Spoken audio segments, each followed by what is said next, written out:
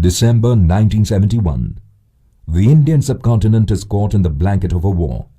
West Pakistan had sent its military to crush a Bengali movement for freedom in East Pakistan, resulting in a large-scale genocide.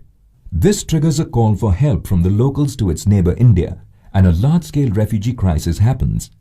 India responds with humanitarian and military aid, and this intervention results in a full-scale war between India and Pakistan, both in the east and in the west, now known as the Bangladesh Liberation War.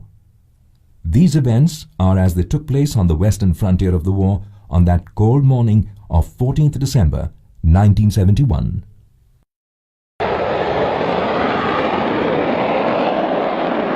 A formation of Pakistan Air Force F-86 Sabres takes off from Peshawar Air Force Base and heads east towards India. Their objective: dive into the Kashmir Valley, turn north, mount a bomb attack on Srinagar and escape back to Pakistan.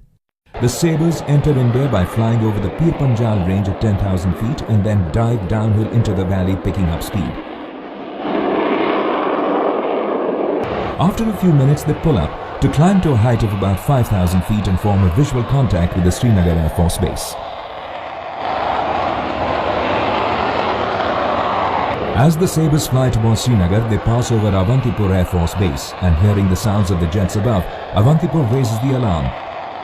As an alarm is raised at Srinagar, Flight Lieutenant Gumman, call sign G-Man, and Flying Officer Nirmal Jit Singh Sekhon, call sign Brother, are on standby too, which means they have been trained and are on duty to take off in less than 2 minutes to execute a CAP or combat air patrol.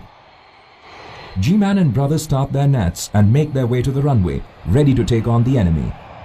G-Man lines up with the runway and begins his takeoff run. Brother has to wait for about 20 seconds till the runway is clear. Meanwhile, the Sabres are lining up in position, one behind each other, to commence their attack.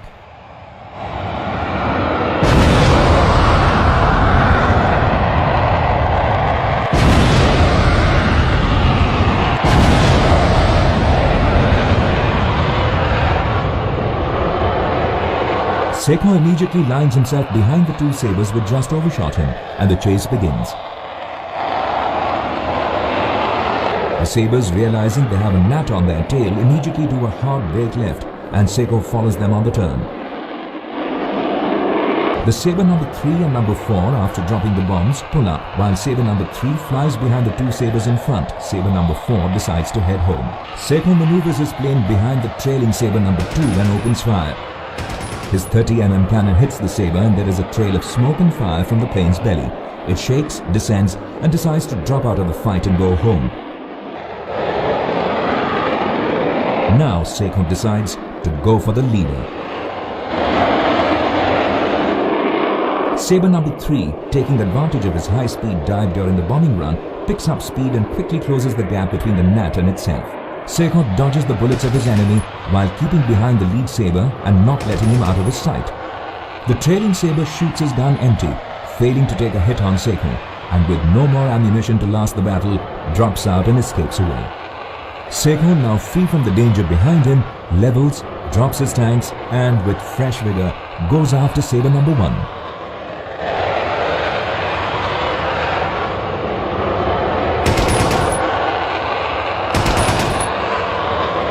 It's again a turning fight, with the lead Sabre trying to get the gnat off its tail. While Sekhon closes in on the distance, he brings in the lead Sabre in his kill zone. And then with his 30mm cannon starts inflicting damage. The lead Sabre pilot panics and gives an SOS call for help. Unaware to Sekhon or anyone else on the ground, the formation of Sabres comprised of 6, not 4 aircrafts. These 2 aircrafts had not dropped in for the bombing raid. Upon hearing the call of help from the lead Sabre, Sabre number 5 and 6 jettison their tanks and dive from the height. Gaining a speed advantage from the dive, Sabre number 5 quickly brings himself close to the fight below. Sekhon realizes that he has been jumped upon by more enemy aircraft. The rear Sabre gets a fix on Sekhon and triggers a 3-second long burst at him from his 6 machine guns, and Sekhon is hit. The gnat, trailing fire and smoke, tries to steady itself, but the plane quickly loses altitude and, already at such a low height and badly damaged, snaps over backward and immediately crashes.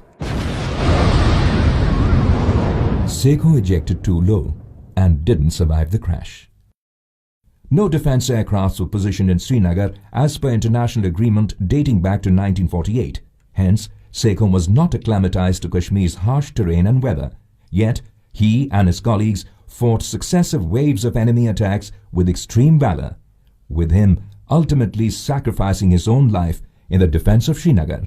For this selfless act of heroism, Flying Officer Nirmal Jit Singh Sekhon was awarded the highest honor of bravery in the Indian military, the Param Chakra. As per the citation of the award, the sublime heroism, supreme gallantry, flying skill and determination, above and beyond the call of duty, displayed by Flying Officer Sekhon in the face of certain death, set new heights to Air Force traditions.